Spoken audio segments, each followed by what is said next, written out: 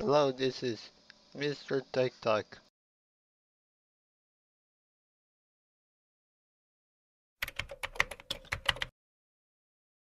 Today, Microsoft announced that the April 2019 update will actually be the May 2019 update.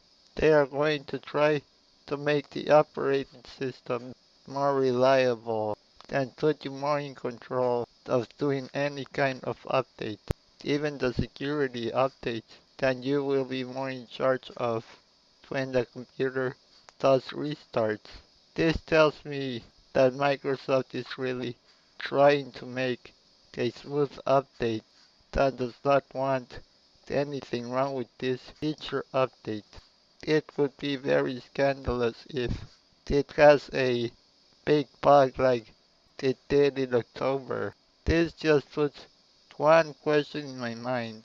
Is two feature updates too much for 1 year? Should they lower it down to once a year? What do you guys think?